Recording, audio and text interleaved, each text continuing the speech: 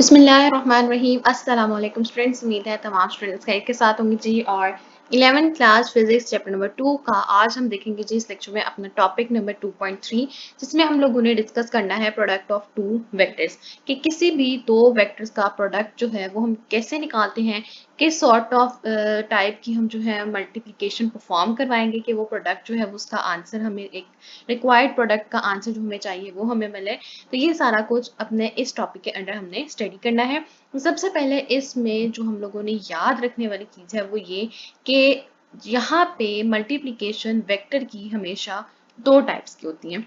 एक हमारे पास होती है जी स्केलर प्रोडक्ट और एक होता है हमारे पास वेक्टर प्रोडक्ट। तो ऑब्वियसली जब हम स्केलर का प्रोडक्ट लेंगे तो उसकी साथ जो है वो स्केलर क्वांटिटीज को यूज करेंगे, तो उसकी वजह से ये क्या कहलाएगा स्केलर प्रोडक्ट।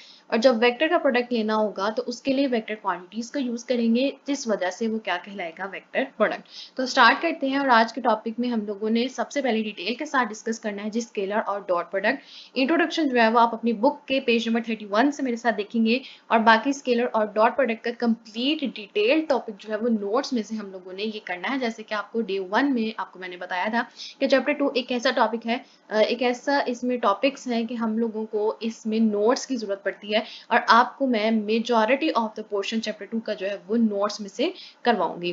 तो जो इंट्रोडक्शन है पेज नंबर 31 का आपके सामने स्क्रीन पे है, उसका आपने मार्क कर लेना है। There are two types of vector multiplication. यहाँ पे आपने मार्क कर एमसीक्यूज के वेक्टर मल्टीप्लिकेशन की टाइप्स कितनी होती है जी। There are two types of vector multiplication. The product of these two types are known as scalar product and the vector product. As the name implies, scalar product of the two vector quantities is a scalar quantity, while vector product of the two vector quantities is a vector quantity. तो ये introduction हम यहाँ से लेंगे, और बाकी जो आपका एक कंप्लीट डिटेल टॉपिक है स्केलर और डॉट प्रोडक्ट का पेज नंबर 32 और पेज नंबर 33 के ऊपर बेस्ड है। ये हम लोगों ने कंप्लीटली यही चीजें हैं, लेकिन नोट्स में से कर लेते हैं वन बाय वन, वो हमें आसानी हो जाती है। तो आ जाए जी अपने मेरे साथ अपने नोट्स की तरफ देखें जी। स्केलर और डॉट प्रोडक्ट आपके सामने स्क्रीन पे शो हो रहे हैं, और आपसे इससे रिलेटेड क्वेश्चन किस तरह से आएगा एग्जाम में वो भी सामने लिखा हुआ है। आपसे पूछा जा सकता है what is scalar product, scalar और dot product, right it's two example and the five properties. इस तरह से ये क्वेश्चन आता है। और सबसे पहले आपने लिखना है जी स्केलर एंड डॉट प्रोडक्ट की डेफिनेशन।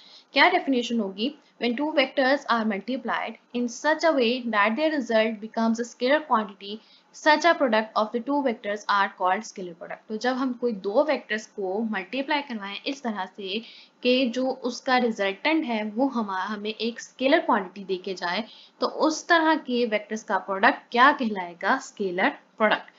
और रिप्रेजेंट हम इसे कैसे करेंगे? By putting a dot between the two vectors, और इसको हम लोग आगे अपने एग्जांपल्स के साथ भी पढ़ेंगे। यहाँ पे अगर आप एक इजाफी हेडिंग देना चाहो तो यहाँ पे आप रिप्रेजेंटेशन की हेडिंग दे सकते हो। इससे क्या होगा? आपकी एक हेडिंग मजीद बढ़ जाएगी। वरना अगर आप इसके साथ भी लिखना चाहते हैं तो आप लिख सकते हैं, कोई इसमें इतना इशू नहीं है। तो डेफिनेशन होगी, उसकी रिप्रेजेंटेशन कैसे होती है? By putting a dot. Mathematical इसका फॉर्मूला होता है ए डॉट बी वेक्टर। यहाँ पे प्रोडक्ट किसका है? वेक्टर्स का। लेकिन आपकी राइट हैंड साइड पे क्या है? Equal to A B cos theta. तो यहाँ पे मेजॉरिटी ऑफ स्टूडेंट्स गलती कर जाते हैं, ये ए बी का मैग्नीट्यूड है। ये वही वैल्यूज यहाँ पे सब्स्टिट्यूट नहीं करनी होती। तो mathematically A vector dot B vector equals to A B cos theta. तो ये मैग्नीट्यूड होता है और ये हमारे पास वेक्टर्स होते हैं। एग्जाम्पल्स देखते हैं। सबसे पहले एग्जाम्पल लेते हैं वर्क की। वर्क हमारे पास क्या है जी? Product of F dot D यानी कि डिस्प्लेसमेंट। और वर्क का क्या है? हमारे पास डॉट प्रोडक्ट है दो वेक्टर्स का, और वो दो वेक्टर्स कौन कौन से हैं? F vector and D vector, यानी कि डिस्प्लेसमेंट एंड फोर्स। तो हमारे पास इन दोनों का प्रोडक्ट हमें क्या दे के जाता है? एक स्केलर क्वांटिटी। पावर हमारे पास क्या है जी? Power equals to F vector dot V vector. और नीचे हमारे पास थर्ड एग्जांपल है इलेक्ट्रिक फ्लक्स, और वो हमारे पास क्या है? E vector dot A vector, यानी कि ए जो है वो आपके पास वेक्टर एरिया होता है, और ई आपको क्या रिप्रेजेंट करवाती है? Electric intensity. एग्जाम्पल्स होगी। एग्जाम्पल्स के बाद नीचे आपके पास फ्लक्स का थोड़ी सी एक डिटेल है कि flux is a scalar product of the two vectors. Flux क्या होता है जी? स्केलर प्रोडक्ट होता है दो वेक्टर्स का। कौन कौन से वेक्टर्स होते हैं जी? Electric intensity vector E and area vector A bar. नीचे आ जाते हैं मेनली इसके प्रॉपर्टीज के ऊपर कि इसकी हमारे पास प्रॉपर्टीज कौन कौन सी है। ये बहुत इंपॉर्टेंट है लॉन्ग क्वेश्चन के लिए, एमसीक्यूज के लिए, न्यूमेरिकल्स के लिए, आपको इस चीज़ों को समझना होगा। सबसे पहले प्रॉपर्टी है कि स्केलर प्रोडक्ट जो है वो कम्यूटेटिव लॉ को ओबे करता है, यानी कि A vector dot B vector का जो प्रोडक्ट है वो इक्वल होगा B vector dot A vector के, यानी कि equals to A B cos theta. तो स्केलर प्रोडक्ट हमें कम्यूटेटिव लॉ फॉलो करवाता है। इसके बाद सेकेंड प्रॉपर्टी है स्केलर प्रोडक्ट हमें डिस्ट्रीब्यूटिव लॉ भी ओबे करता है। स्केलर प्रोडक्ट क्या ओबे करता है? Distributive law. डिस्ट्रीब्यूटिव लॉ हम छोटी क्लासेस से अपनी मैथ्स में पढ़ते आते हैं। वो क्या होता है, यहाँ पे आपका जो साइन होता था वो मल्टीप्लाई का होता था और आगे आपका एडिशन होता था। यहाँ पे हमने मल्टीप्लाई की जगह डॉट का साइन यूज किया। Dot means multiplication. A vector dot B vector plus C vector equals to, और दूसरी हमारे पास राइट हैंड साइड पे क्या आ जाएगा, A vector dot B vector plus A vector dot C vector. तो दोनों साइड्स का आंसर हमेशा हमारे पास सेम आता है। फिर थर्ड प्रॉपर्टी आ जाती है कि स्केलर प्रोडक्ट हमारे पास तीसरा कौन सा लॉ ओबे करता है, एसोसिएटिव लॉ।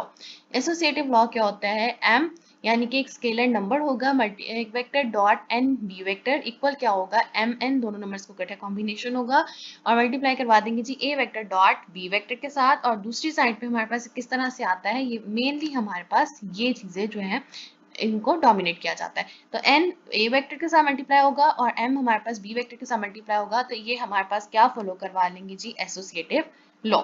फोर्थ प्रॉपर्टी है जी हमारे पास scalar product of parallel and anti parallel vectors. ये आपके पास as a separate short question भी एग्जाम्स में पूछा जाता है कि शो करें जी scalar product of parallel and anti parallel vectors. तो सबसे पहले आपके पास है पैरेलल वेक्टर। पैरेलल वेक्टर्स को हम ऐसे ऊपर दो एरो हेड्स के साथ शो करेंगे, उनकी डायरेक्शन अपवर्ड शो करनी है। तो ए पैरेलल वेक्टर बी और टीटा आपने याद रखना है, हमेशा हमने पहले भी पढ़ा था कि पैरेलल वेक्टर्स में हमेशा टीटा 0 होता है। अब क्या लगाएंगे जी, A vector dot B vector, जो आपने उसका मैथमेटिकल फॉर्मूला पढ़ा है लास्ट पेज के ऊपर वही यूज करना है। A vector dot B vector equals to A B cos theta. Cos theta में हमारे पास क्या वैल्यू पुट हो जाएगी, 0। तो अपने कैलकुलेटर से अगर आप कैलकुलेट करें तो कॉस 0 हमारे पास क्या आ जाता है, 1। तो मल्टीप्लाई 1 के इसके इक्वल हो गया हमारे पास ए बी। तो A vector dot B vector equals to product किसका हो जाता है, magnitudes of the vector A B. इन चीजों का खास ध्यान रखना है। सेकेंड है anti parallel vectors. Anti parallel में याद रखिएगा हमेशा थीटा क्या होता है, 180 डिग्री। और इसकी रिप्रेजेंटेशन कैसे होगी, ए वेक्टर एक साइन आपका ऊपर अपवर्ड डायरेक्शन में होता है और दूसरा आपका नीचे डाउनवर्ड डायरेक्शन में होता है। नीचे यहाँ पे आपका क्या आ गया, वेक्टर बी। और थीटा क्या हो गया, 180 डिग्री। अब यहाँ पे सेम उसी फॉर्मूला में अगर हम पुट करें cos 180 डिग्री, तो कैलकुलेटर से अगर आप परफॉर्म करें तो cos 180 डिग्री आपके पास किसके इक्वल आ जाता है, -1 के इक्वल। तो A vector dot B vector किसके इक्वल हो जाता है हमारे पास, -ab। तो ये हम लोगों को अच्छे तरीके से याद रखना है एंटी पैरेलल और पैरेलल वेक्टर्स का।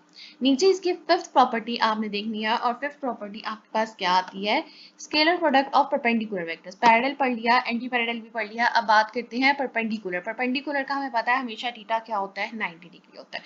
तो उसी फॉर्मूले के अंदर हम क्या पुट कर लेते हैं, A vector dot perpendicular B vector equal हो गया थीटा 90 के equal. A vector dot B vector A B cos theta, हमने सिंपली 90 को पुट किया तो cos 90 अगर आप अपने कैलकुलेटर से परफॉर्म करें तो क्या आएगा, 0।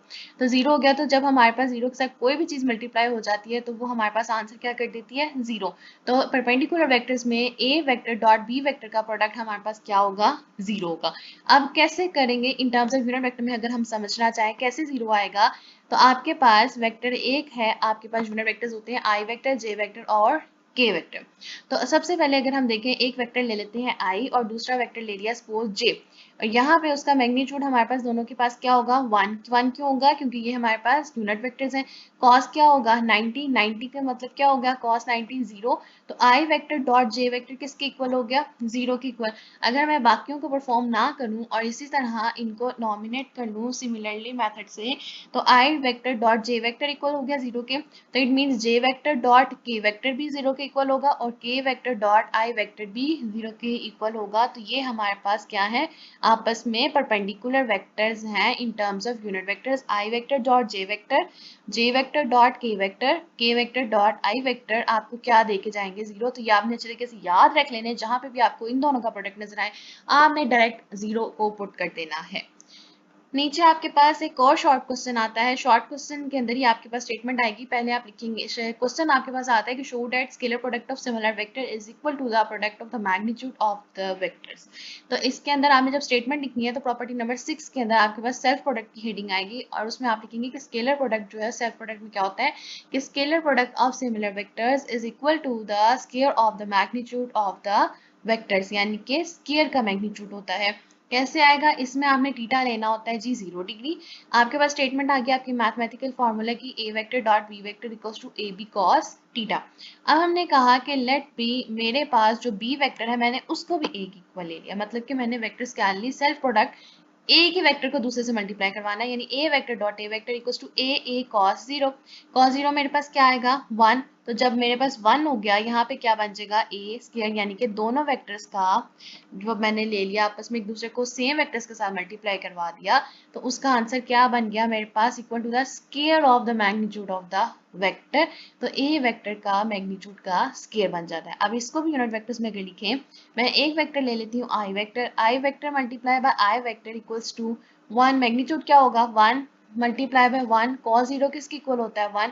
तो हमारे पास आंसर क्या आ जाएगा इसका, हमेशा I vector dot I vector जब मल्टीप्लाई होगा तो आंसर क्या दे के जाएगा 1। तो I vector dot I vector, J vector dot J vector, K vector dot K vector equals to 1। तो ये अच्छे तरीके से याद कर लेना है, इसको अच्छे तरीके से रटा लगा लेना है। जहां पे भी ये वाली वैल्यूज आपको नजर आएंगी इनकी रिप्लेसमेंट में आपने 1 लिख देना है, जैसे हमारे पास न्यूमेरिकल्स वगैरह के एग्जांपल्स वगैरह का फॉर्मेट होगा।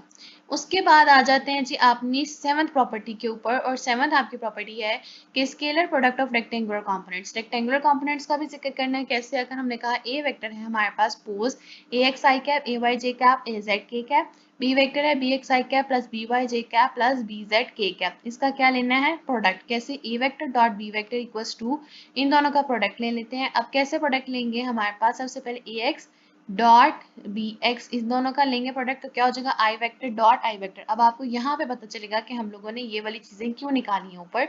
इसका हम लोगों ने सेम के साथ सेम मल्टीप्लाई हमने पहले करवाया, फिर A X B Y I dot J, A X B Z I cap dot K cap. इन सिमिलर मेथड आपने 1 बाय 1 इस क्वांटिटी को इस ब्रैकेट की तीनों टर्म्स के साथ जो है वो मल्टीप्लाई करवाना है, तो आपके पास टोटल जो है वो 9 टर्म्स आ जाएंगी। अगर आप देखें यहाँ पे, अगर हमारे पास कोई सेम टर्म्स आती हैं तो कैंसिल आउट होंगी, वरना नहीं होगी। तो यहाँ पे सेम टर्म्स कैंसिल नहीं होगी क्योंकि कोई सेम टर्म नहीं है। यहाँ फॉर्मूलाज आपको एक दफा दोबारा डिराइट लिखती है, आपके पास जो सेम यूनिट वेक्टर्स हैं उनकी जगह तो 1 आ जाएगा। तो अब यहाँ पे जो कटिंग आपको नजर आ रही है यहाँ पे 0 वालों के लिए की गई है। तो आपके पास जहां पे भी आई डॉट जे, जे डॉट के है, के डॉट आई, वो आपको क्या देंगे 0। तो हमारे पास आई डॉट जे 0 हो गया, ये टर्म भी खत्म हो गई। हमारे पास आई डॉट के भी क्या हो जाएगा 0 हो जाएगा। उसके बाद आपके पास आ जाता है जे कैप डॉट के कैप, ये भी हमें 0 देगा। ये टर्म आपने सॉरी लिखनी है, ये आपने रिमूव नहीं करनी, ये आई डॉट के है, यहाँ पे के डॉट आई का 0 है। फिर आपके पास इस तरह से जितनी टेढ़ी टर्म्स आगे वो आपके पास 0 होगी, तो बाकी आपके पास टर्म्स जो है वो क्या बच जाती है, 1 वाली टर्म्स जो रह जाती हैं, सॉरी, वो आपके पास आ जाती है A X B X I cap dot I cap, ये सारी कैंसिल आउट हो जाएंगी। उसके बाद आपके पास क्या बच गया, A vector dot B vector, A X plus B X plus A Y plus sorry B Y plus A Z B Z. तो ये आपके पास स्केलर प्रोडक्ट आ गया दो वेक्टर्स के रेक्टेंगुलर कंपोनेंट को यूज करते हुए। एक हमारे पास एक इंपॉर्टेंट क्वेश्चन आता है इसी के अंदर, और वो क्या आता है कि शो करें कि स्केलर प्रोडक्ट कम्यूटेटिव लॉ को ओबे करती है। अब वो हम कैसे शो करेंगे, हम लिखेंगे जी A vector dot B vector किसके इक्वल होगा, मैग्नीट्यूड ऑफ ए और plus projection of B on A. इस चीज को जहन में रखना है कि स्केलर प्रोडक्ट ओबे कैसे करती कम्यूटेटिव लॉ। पहले तो हमने एक स्टेटमेंट लिख लिया है कि ओबे करती है, अब हम प्रूव करेंगे कि कैसे ओबे करती है। तो A vector dot B vector क्या होगा, मैग्नीट्यूड ऑफ ए मल्टीप्लाई किसके साथ कराएंगे जी, बी का प्रोजेक्शन किस पे बनेगा, ए पे। अब इसको डायग्राम से देखते हैं। ये मेरे पास क्या है जी, एक ए वेक्टर आ गया, यहाँ पे मैंने कहा ये मेरे पास एक बी है। अब बी का प्रोजेक्शन मैं ए पे बना रही हूँ, और ये मेरे पास क्या आ गया थीटा, और इसके प्रोजेक्शन को मैंने नॉमिनेट कर दिया एज एक्स। कॉस थीटा को यूज करते हैं। कॉस थीटा हमारे पास क्या होता है, बेस ओवर हाइपोटेन्यूज। तो बेस क्या होगी हमारे पास यहाँ पे x, और हाइपोटेन्यूज में क्या आ जाएगा b equals to cos theta, x equals to b cos theta. तो यहाँ पे x की जगह हम लोगों सॉरी इसी को रिप्रेजेंट करने के लिए दोबारा हमने क्या वैल्यू लिखी, a vector dot b vector equals to a b cos theta. यहाँ पे तो एक वैल्यू आ गई। अब a डॉट b के बाद अगर हम b डॉट a पे आ जाते हैं, क्योंकि हम लोगों ने क्या प्रूव करवाना है, कम्यूटेटिव लॉ। तो एक आंसर आ गया हमारे पास। दूसरा अब इसका क्या होगा, मैग्नीट्यूड किसका होगा, बी का, B X projection of A on B, ठीक है, मैग्नीट्यूड होगा बी का और मल्टीप्लाई किससे होगा, ये हमारे पास projection of A on B. तो आपके पास एक फिगर आ गई, एक बी वेक्टर है और एक ए वेक्टर है, इसका प्रोजेक्शन आपने बनाया है ए का बी के ऊपर, तो ये हमारे पास क्या हो गया, थीटा, और ये इसको हमने प्रोजेक्शन को नॉमिनेट कर दिया एक्स से। तो हमारे पास cos थीटा का फॉर्मूला क्या बन जाएगा, बेस ओवर हाइपोटेन्यूज। तो यहाँ पे क्या आ जाएगा, x over a equals to cos theta और x equals to a cos theta. तो b डॉट a इक्वल हो जाता है हमारे पास b a cos theta equals to a b cos theta के इक्वल। तो इन दोनों इक्वेशंस को अगर हम इकट्ठा करें तो हमारे पास क्या बन जाता है, a dot b equals to b dot a equals to a b cos theta. तो ये हमें क्या दे गया, कम्यूटेटिव लॉ, और प्रूफ कर दिया कि A B vectors equals to B dot A vectors क्या हमें लेके जाते हैं, कम्यूटेटिव लॉ को फॉलो करवाते हैं हमारे स्केलर प्रोडक्ट के अंदर। तो ये हमारे पास इसका प्रूफ है, जो एक आपका एक्स्ट्रा शॉर्ट क्वेश्चन है। तो ये था जी आज का लेक्चर, जिसमें हम लोगों ने डिस्कस किया अपना स्केलर और डॉट प्रोडक्ट का कंप्लीट टॉपिक। यही टॉपिक को उसमें थोड़ा सा जो है मॉडिफाई करके एक्सटेंड करके जो है वो एक्सप्लेन किया गया है। ये सेम यही चीज़ है, आप लोगों ने देखा और मुझे उम्मीद है कि समझ भी आप लोगों को आया होगा। इसी से रिलेटेड आप लोगों की यहाँ पे एग्जांपल्स हैं जो कि आपने देखनी है। पहले वाले में आपने वर्क डन फाइंड करना है, वर्क डन के लिए आपको जो है वो पॉइंट्स दे दिए गए हैं, आपने सिंपली उसका निकालना है डिस्प्लेसमेंट। डिस्प्लेसमेंट निकालने के बाद आपने उसको मल्टीप्लाई करवाना है, तो आपका आंसर आ जाएगा। ये आप लोगों ने देखने हैं अपने। उसके बाद आपका ये आपको जो करवाया गया है प्रोजेक्शन वाला, अभी करवाया गया है कि प्रोडक्ट जो स्केलर प्रोडक्ट है वो भी करता है कम्यूटेटिव लॉ को। तो आपने उसी के थ्रू यूज करते हुए आपकी सेम ये एग्जांपल जो फॉलो होगी, आपने उसको सॉल्व आउट करना है। इंपॉर्टेंट एग्जांपल्स हैं और इंशाल्लाह नेक्स्ट लेक्चर में डिस्कस करेंगे जी अपने वेक्टर प्रोडक्ट को। और मुझे उम्मीद है कि आप लोगों को आज का लेक्चर जो अच्छी तरीके से समझ आया होगा। इन केस कोई क्वेश्चन है तो आप लोग कमेंट कर सकते हैं। लास्ट में जाते हुए जो मेरी आप सबसे सिर्फ एक रिक्वेस्ट होती है कि अगर अभी तक आपने चैनल सब्सक्राइब नहीं किया तो काइंडली प्लीज चैनल को जरूर सब्सक्राइब कर दें। वीडियो पसंद आए तो वीडियो जरूर लाइक कीजिए और ज़्यादा से ज़्यादा शेयर कीजिए। Thank you.